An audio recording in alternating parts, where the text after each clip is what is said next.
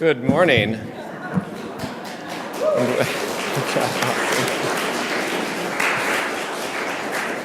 And welcome to First Unitarian Universalist Church on this eve of All Hallows Eve as we gather.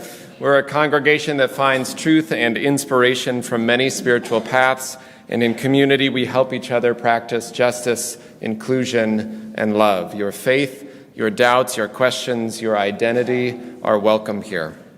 You can find ways to get involved in your bulletin and stay up to date on all that is happening through your weekly e-news by signing up for that through the office. Children are welcome in the sanctuary at all times, and there's also nursery care and activities for young children following the story, and everyone can join us after service for refreshments and conversation in the Commons.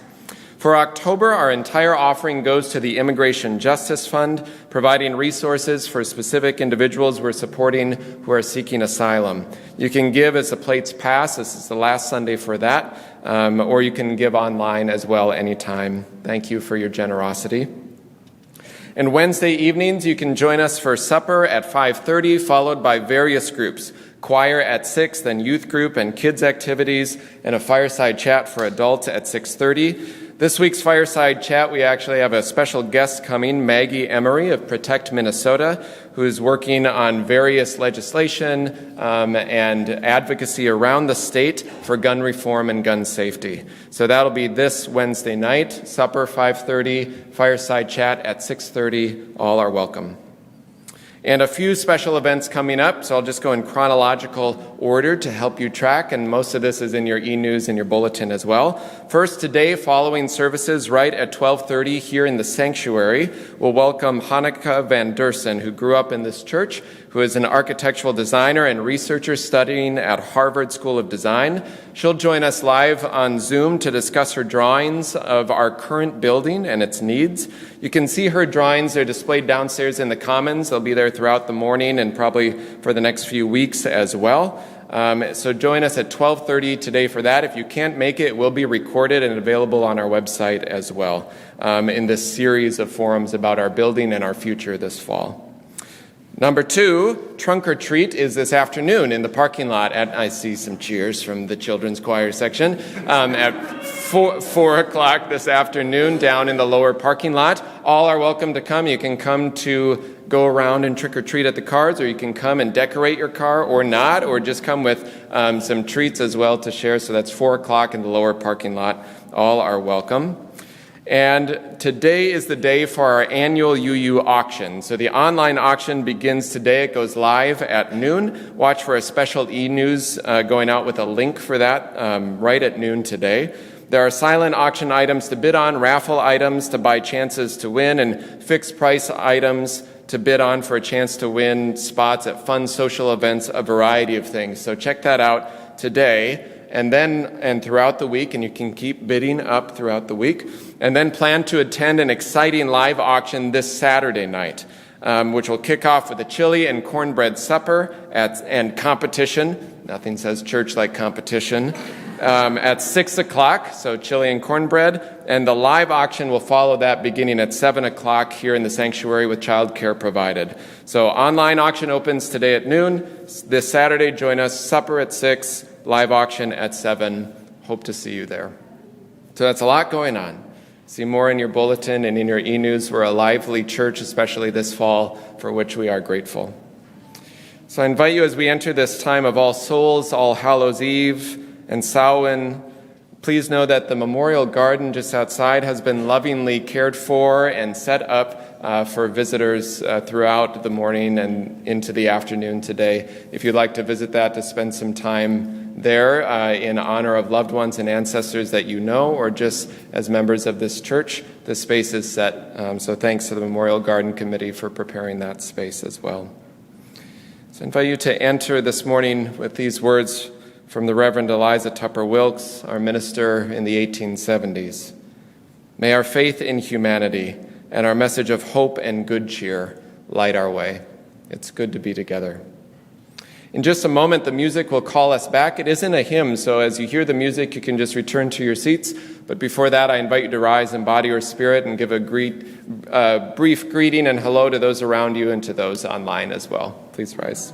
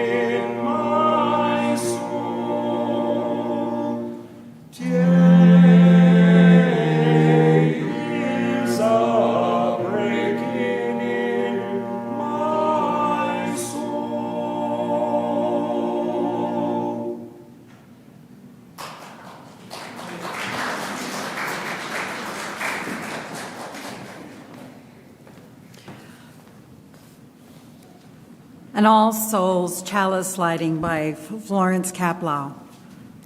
A full moon rises behind the silhouette of trees. As we kindle this flame, we honor and remember those who have passed into the mystery.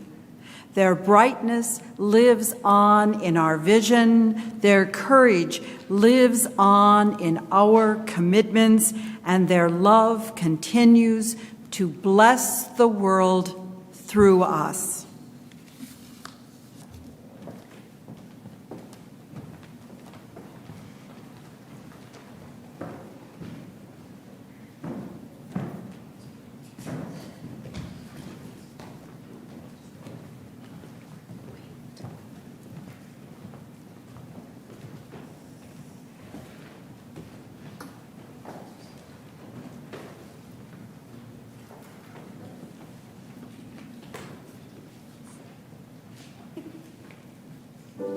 Before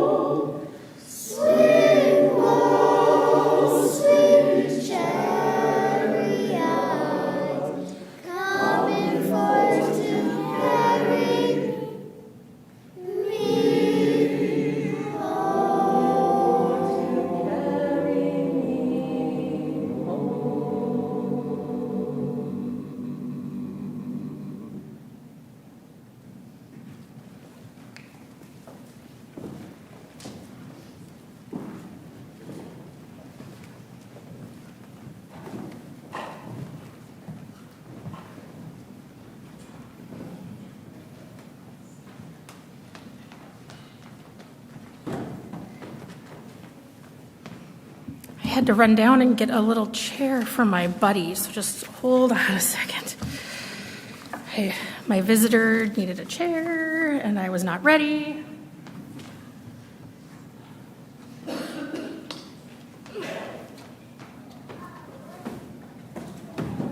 is gonna work very well. There we go. Oh. Okay. That's my little buddy. Let's see, can you stay? There we go. Oh no, he might fall. That's right. There we go. He wants to see everybody. There. All right. Whew. So this is my buddy, the little ghost. And he is from this story called The Little Ghost Who Was a Quilt. And it was written by Ryle Nason and illustrated by Brian Enschweiler. So, I'm going to tell you about him. Once there was this little ghost who was a quilt. He didn't know why he was a quilt. His mom and dad and all of his friends were sheets. They were so light, they could ride on a gust of wind and then whoosh back to the ground like they were going down an invisible slide. But this little ghost who was a quilt was heavy because of his layers of fabric. If you couldn't tell, it's like hard to get him on the chair. Oh. And it was so hard for him to lift off, and he was a very slow flyer. He got hot and sweaty when he tried to go fast, and whenever he attempted to twirl and whirl, well, it didn't end well. But one day, he and his sheet friends were at the park when they heard humans, and, well, if you didn't know, I'm going to tell you a secret. Ghosts are terrified of humans. So his friends all flew off, leaving him behind. And the little ghost who was a quilt was scared too, but he wasn't fast enough to get away. So he tripped over a bench and landed by a little human. He felt fear in every single fiber of his being. And the boy sat for only a moment, but it was long enough to drop a big blob of ice cream right on the little ghost's face. Later, when the other ghosts saw him, they laughed at his stain. And the little ghost who was a quilt was so embarrassed. And he was also kind of sticky. The little ghost didn't like being different, and his mom tried to make him feel better. She told him of an ancestor who was a checkered tablecloth and would bring people together, and about how his grandmother was an elegant lace curtain and quite possibly the most beautiful ghost you'd ever seen. But none of this information made him feel better. He was still different, and he did not like that. But there was one day each year that the little ghost who was a quilt loved so much: Halloween. Because sometimes children even dressed up as ghosts. Every year, the little ghost and his friends pretended to be decorations in the trees to watch the humans. They would hang there and stay far away from the scary humans. But because he was too heavy to hover, the little ghost who was a quilt would just drape himself over a clothesline. The view wasn't very good. But this year, he had a better idea. He wanted to fold himself over a chair and be right in the center of the action. So Halloween night came, and the little ghost flew toward the chair as fast as he could. But he heard people coming before he got there, so he plopped over the porch rail. He watched a little ballerina girl go up to the door to trick or treat with her mom. And the little girl, or the little ghost, heard the ballerina's mother ask the man at the door something. The next thing he knew, the little ghost was in the little wagon. He was so scared he thought he might come unstitched. He was wrapped around the ballerina, wrapped around the human. She was cold, and now the little ghost who was a quilt was keeping her warm. He could hardly believe this was happening. He could hear his friends calling, "No, don't go." And the little ghost decided he would fly away as soon as he had a chance. But they didn't stop. They kept walking and walking. How was he possibly going to get away? Still wrapped with the little ghost who was a quilt, the little ballerina was carried into the house. Into the house? How could he get away? He reminded himself to stay calm, have courage, and be brave. So the little ghost decided to take a peek. He saw Halloween decorations everywhere. There were even lollipop ghosts that looked just like his friends in the trees. The ballerina tucked the little ghost under her legs and dumped out all her candy. And you know what? He wasn't so scared. The little ghost actually felt cozy. And when the ballerina ate some chocolate, she wiped her sticky fingers on the little ghost, and he didn't even mind. After the little girl fell asleep, her mom gently folded the little ghost who was a quilt. She smiled and admired his fabrics and traced her fingers along the stitching, and it kind of tickled. She set the little ghost on the couch and then went upstairs to bed. As soon as she was gone, the little ghost flew to the fireplace and escaped up the chimney. He wasn't scared. His smile was 3 squares wide. The little ghost's friends had followed him and were eagerly waiting for him. They were amazed by his courage and wanted to hear every detail of his adventure. And you know what? All of his sheet ghost friends didn't speed away. They flew slowly along with him all the way home. And the little ghost, well, he was so happy that he felt like he was floating with only 1 layer of fabric. Everything that happened was because he was a little bit different.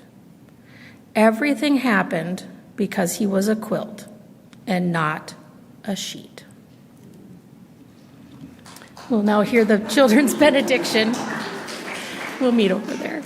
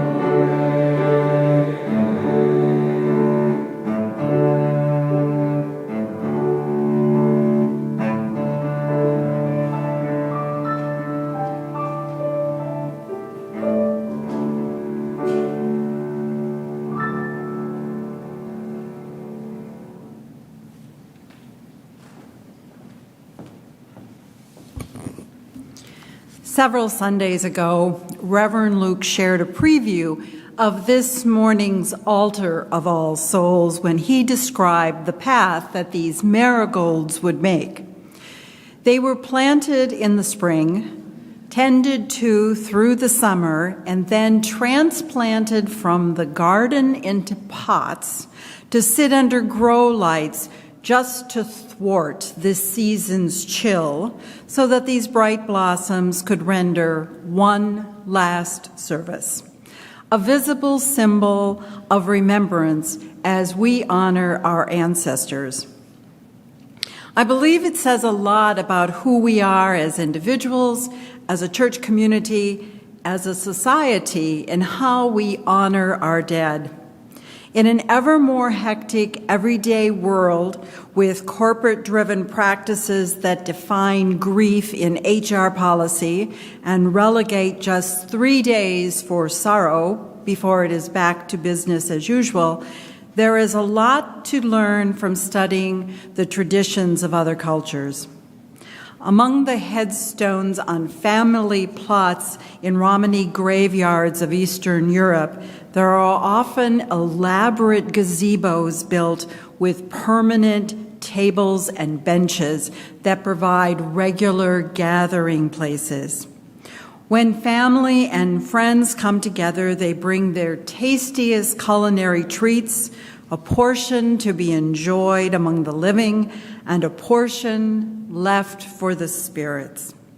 Flowing with the libations are the shared memories which braid together the stories of the departed and the lives of the next generation.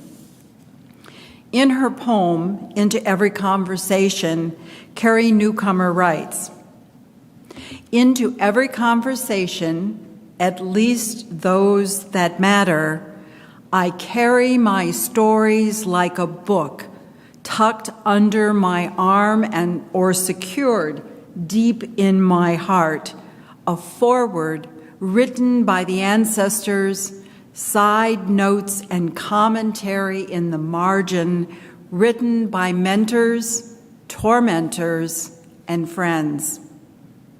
Not that we should walk lockstep in the beliefs of our ancestors, because that would render us unable to see injustice and work for change, unable to recognize inequity and dream of a possibility of a different world. Rather, in remembering those who have come before us, we need to build on our heritage, bringing together the good news and the parts in need of transformation. This morning, we will light candles for those whose memories live in our hearts. At a time when the old tales speak of the thin veil between worlds of All Hallows Eve and All Souls Day, it is good that we gather and remember. It is good that in our sacred space we speak aloud the names of those who have died, and having been heard by family and friends and maybe even strangers, we acknowledge those individuals. And in the words of the poet, carry our stories like a book tucked under our arms or secured deep in our hearts.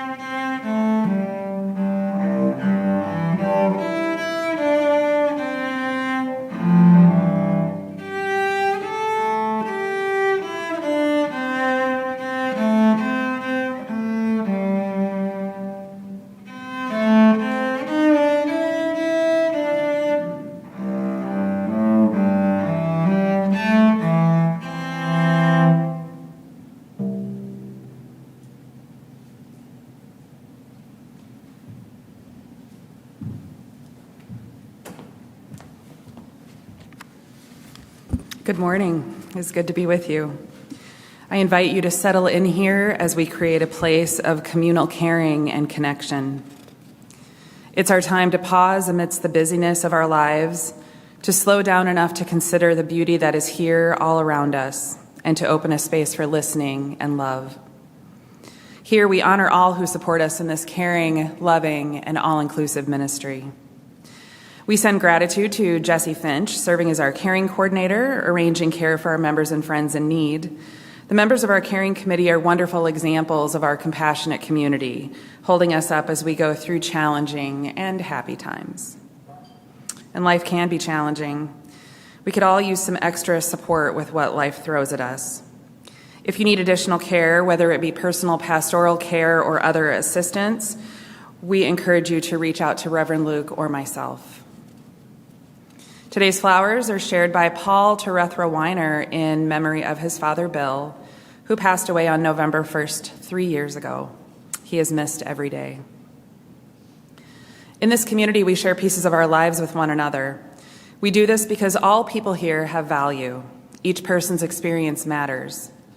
We lift up those who are experiencing sadness, illness, or loneliness. May the strength and love in our congregation help guide you. We revel in those who are experiencing joys in their lives. May their happiness lift us all, and may their joy filter into all around them. May all of us find love, hope, joy, and healing strength in our community. Please send healing strength to Shelley Rohe. Shelley will undergo a hand surgery on November 3rd and will make for many challenges for her. She will recover through physical therapy and help in an assisted living community, and emails and texts of support would be appreciated. And congratulations goes to Gerald Mitchell on the birth of her first grandchild. A little girl, Rowan May Young, was born on Friday, October 21st to Kendra and Banning Young. Gerald is also excited to welcome her second grandchild next week. It's exciting times. And our first UU refugee sponsorship team shares the happy news that the Gaisi family welcomed the arrival of their baby daughter, Bishta, on Thursday, October 27th. Both mother and baby are doing well, and we welcome all of these new lives into the world. Here, our service to each other, to the world, and to our faith is our focus. Let us carry that out into the wider world. May the faith and the spirit of life, love for the community of earth, and love for the light in each other be ours now and in all the days to come.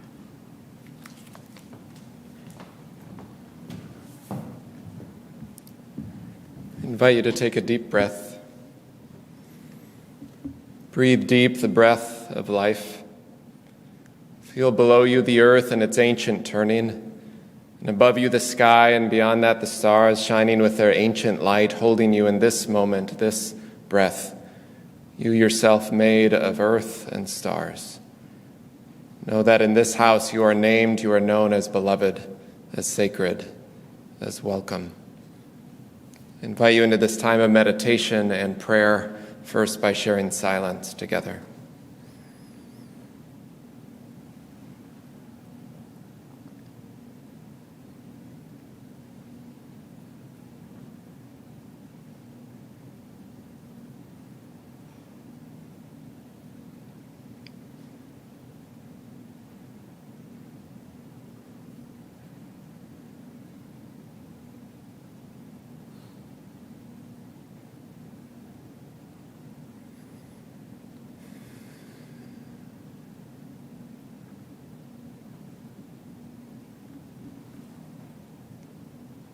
Spirit of life, source of love, God of many names and beyond all naming. There are moments when the space between love and grief becomes so thin it's almost indiscernible, where gratitude and memory and loss and possibility mix and churn together, like separate streams into a common river, like candle smoke in the air after separate flames are extinguished, like roots that are wound together in the same soil. It's here we find ourselves, this time of year, but also always, holding on to more than we know how to. Help us hold memory and story, love and grief with a type of festive joy that can fill streets on All Hallows, where the playfulness and joy and kindness of community and strangers and friends can bring our own souls, and maybe every soul in some way, back to life. In this sacred hour, we hold our joys and our sorrows, our own and others, some spoken, some silent, some known, and some unknown. I invite you to bring the names you're holding this day in your own heart, in joy or sorrow, celebration or concern, and silently or aloud now in this time to speak their names.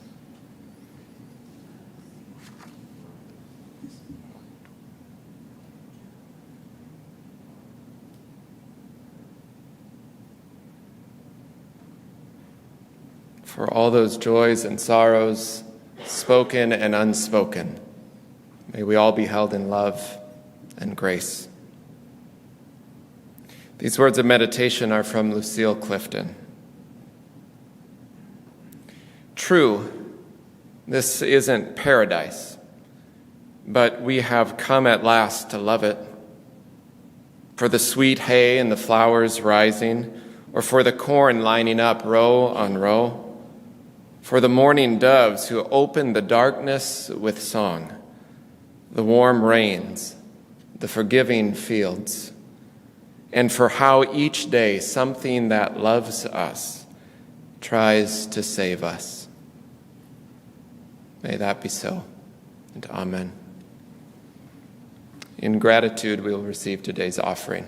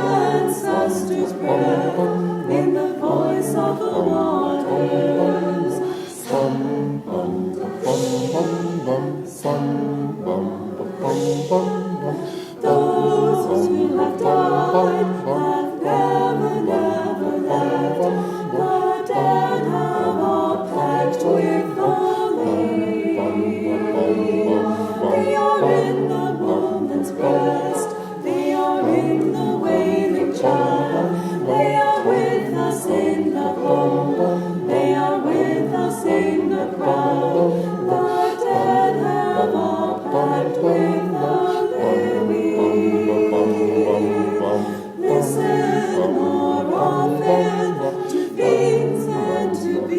beings. Listen more often to things than to beings.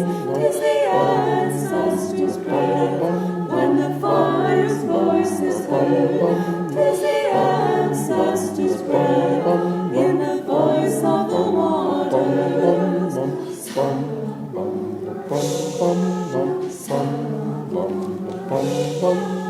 Listen more often to things than to beings. Listen more often to things than to beings. 'Tis the ancestors' prayers always inside. 'Tis the ancestors' prayers in the voice of the waters of the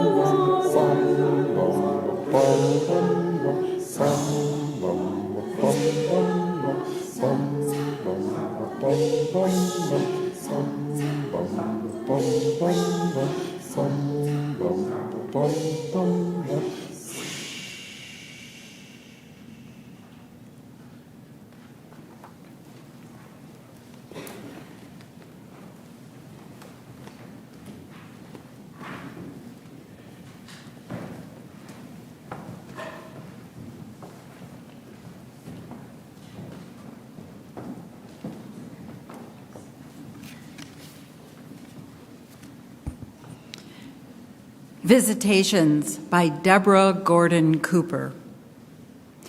On Tuesday in the produce aisle, choosing my oranges by feel and their fragrance, I hear my father whistling in my ear. A Scottish lullaby, everything else stops. There is a tenderness no border can contain, a web that may be glimpsed in certain unexpected plays of light or felt like a shawl across one's shoulders laid by unseen hands. There are sounds in other decibels the heart can hear when the wind is right and the mind has quieted its clicking. The border guards are sleeping at their stations. The spirits come and go. The wall between the living and the dead is as yielding as a membrane, is as porous as a skin. Lay your palm against it and you can hear their voices in your hand and in the place where the chest opens like a flower. They are not far away, no farther than the breath, and enter us as easily in pine and peonies, in oranges and rain.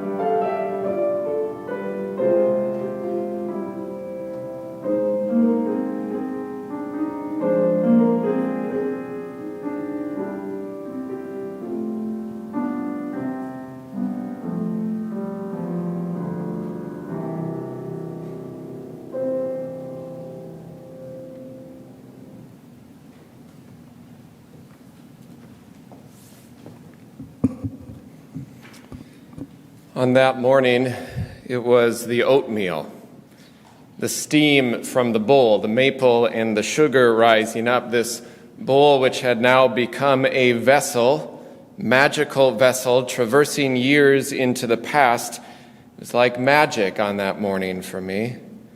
Because though I hadn't poured any syrup into the bowl this day, oh, there it still was. I was certain Mrs. Buttersworth just swirling around in there. And even though there was not, in fact, a newspaper in front of me on this morning, oh, it seemed like there was. Laid across the table of memory, there was the Free Press of Mankato holding the stories of countless days about the local schools or the local games or the local government or the obituaries or the crossword that my grandparents always did, which for you younger than me, it's not a lot of you, for Austin, a crossword is like an old-timey sort of Wordle thing, you know. So, but this day, the oatmeal, in an unexpected instant, lit up the past and brought it right onto the breakfast table.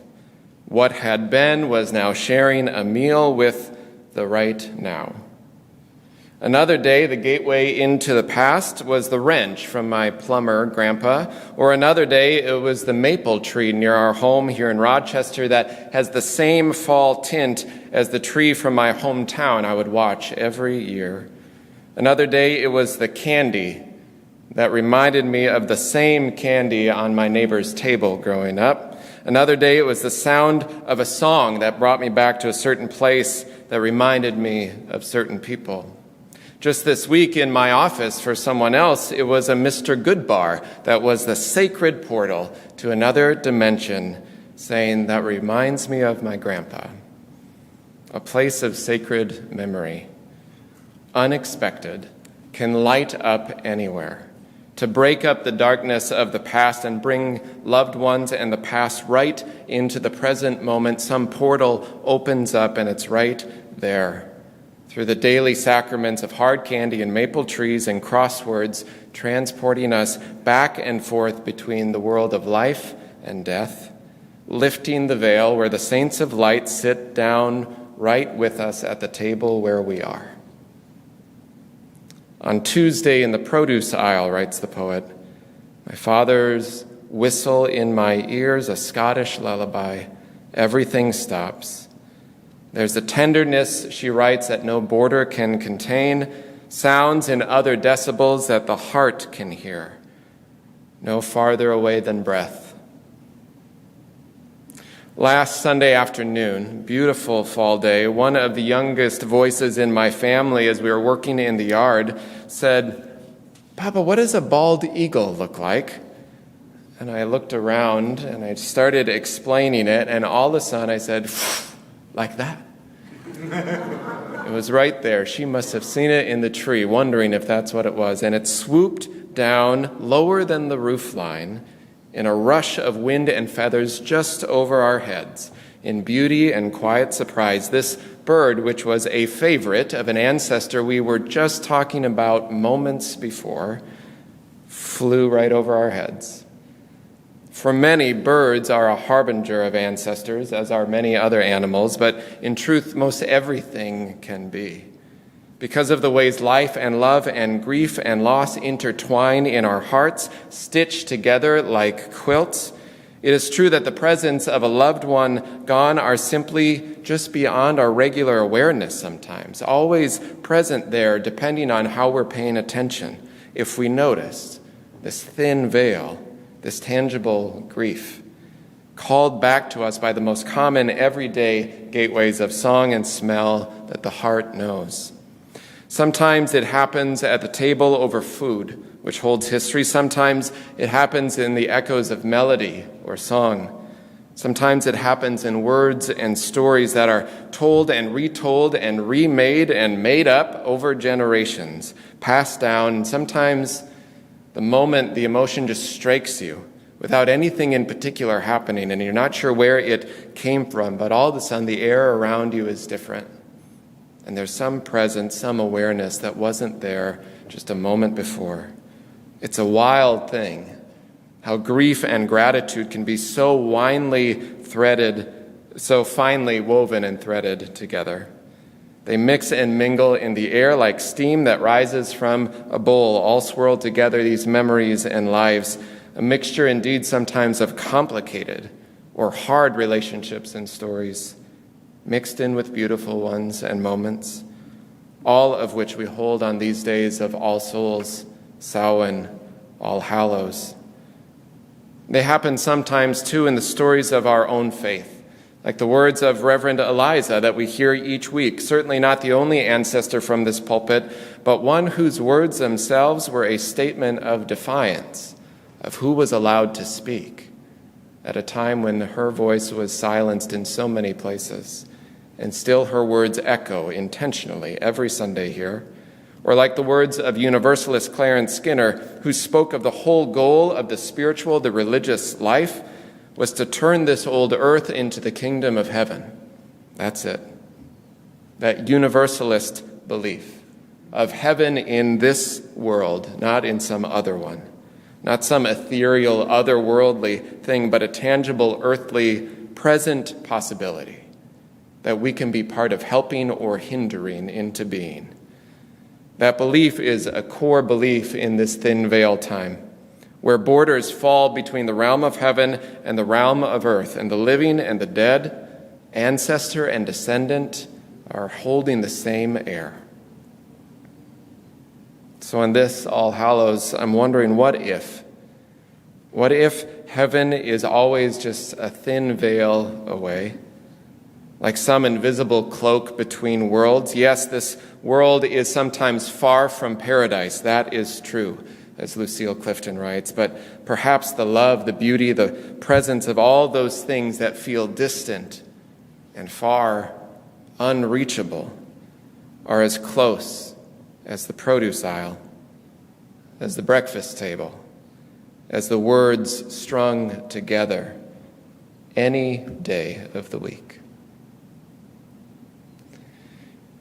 Each year as we gather at All Hallows, we remember loved ones who have died in our own lives and in the lives of the congregation. Each year we ring chimes and light candles in their memory.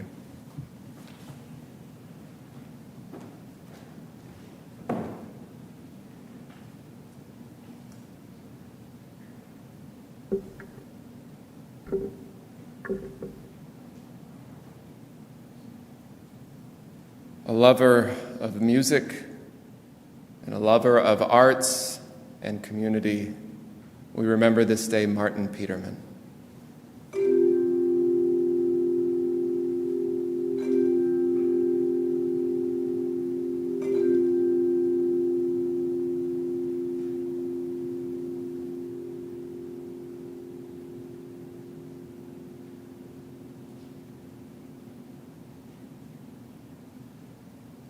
A lover of bringing things together, threads, bricks, community, justice.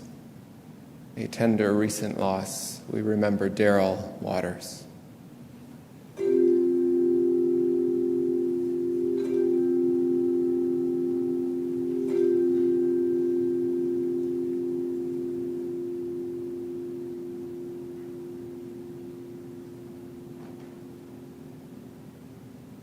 In the rising of the sun and in its going down, we will remember them. In a moment, we'll invite everyone who is holding grief and loss, a loved one, an ancestor, over recent days or over many years, to come and have a candle lit as we sing.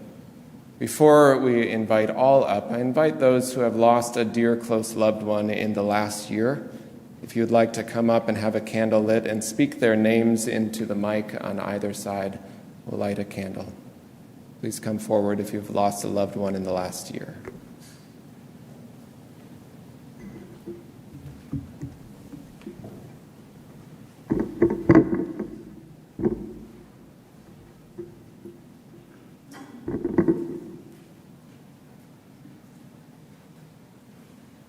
My father, Alan Carlson. my dear cousins Elaine and Hal Seaman, my sister-in-law, Tootie Yankee, my cousin Greg Ball, my husband, Kurt Axon, my friend, Matthew Whitworth, my brother, Mike O'Neill, my childhood friend, Ann Stotler, my friend of 50 years, Anita Thomas, and Mark Smith, a friend's son-in-law who died suddenly this week.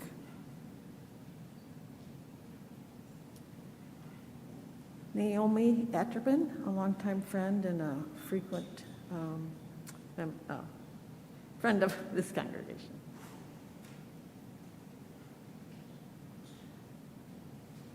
I lost both of my nephews 2 months apart, Jorge and Eduardo Medorio.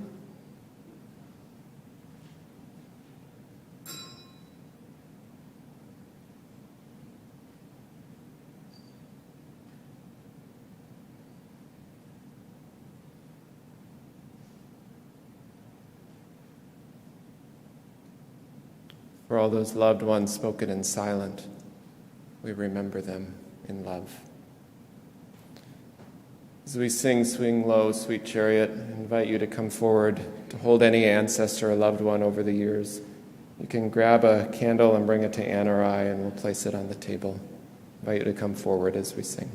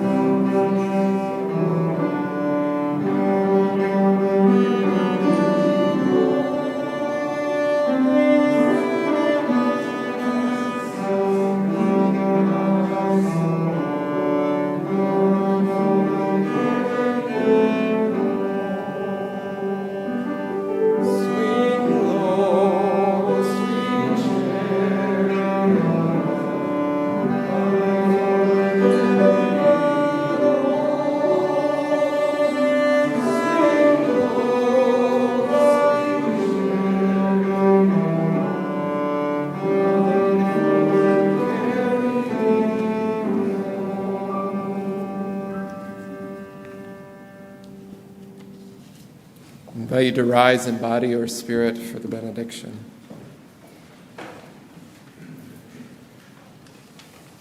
The closing reading first. All Souls by May Sarton. Did someone say that there would be an end? An end? Oh, an end to love and mourning? Such voices speak when sleep and waking blend, the cold, bleak voices of early morning. When all the birds are dumb in dark November, remember and forget, forget, remember. After the false night, warm, true voices wake, voice of the dead that touches the living through the pale sunlight, watch once more gravely speak. Tell me again while the last leaves are falling. Dear child, what has been once so interwoven cannot be raveled, nor the gift ungiven.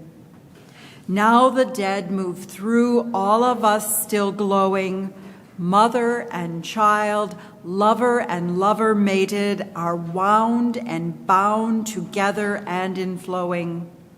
What has been plated cannot be unplated, only the strands grow richer with each loss, and memory makes us kings and queens. Dark into light, light into dark, spin. When all the birds have flown to some real haven, we who find shelter in the warmth within, listen and feel new cherished, new forgiven. As the last human voices speak through us and blend our complex love and our mourning without end. We will sing the hymn and then the benediction.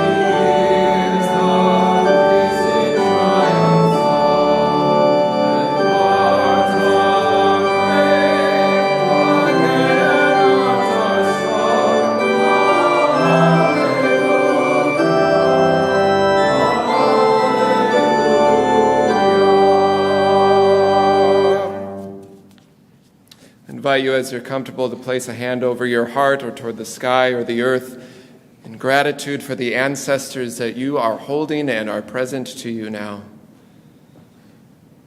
In the rising of the sun and in its going down, we remember them. In the blowing of the wind and in the chill of winter, we remember them. In the opening of the buds and the rebirth of spring, we remember them. In the blueness of the sky and in the warmth of summer, in the rustling of leaves and in the beauty of autumn, in the beginning of the year and when it ends, we remember them.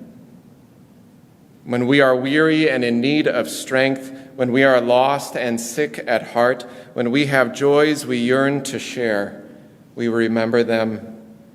So long as we live, they too shall live, for they are now a part of us as we remember them.